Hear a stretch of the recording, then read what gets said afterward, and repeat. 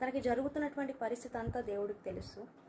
దేవుడు ఏదైనా చేయగలడు అని తను నమ్మి దేవునికి లోబడి దేవునిలో నడిచాడు.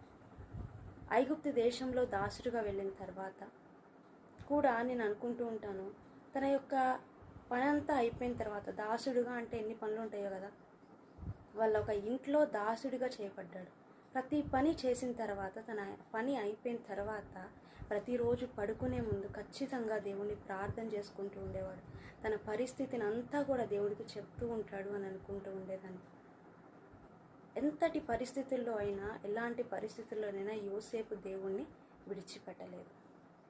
దాని తర్వాత యోసేపు ఒక నిందని బట్టి జైలుకు వెళ్తూ వచ్చాడు. అది కూడా మనకు తెలుసు కదా. ఒక మనిషి జైలుకు వెళ్ళాడు అని అంటే కొన్నిసార్లు అన్యాయం తీర్పులో కూడా కొంతమంది జైలుకు వెళ్తూ ఉంటారు. కానీ జైలుకి వెళ్ళిన ప్రతి ఒక్కరిని మనం ఏమనుకుంటామంటే తప్పు చేశారు, వాళ్ళు ఏదో తప్పు చేశారు కాబట్టే జైలుకు వెళ్ళారు అని. కానీ కొన్ని సందర్భాల్లో అన్యాయపు తీర్పు వల్ల కూడా కొంతమంది జైలుకు వెళ్తారు.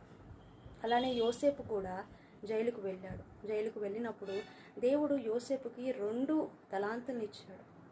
ఒకటి, తన జీవితంలో ఏదైతే కల వస్తుందో అది నెరవేరుతుంది.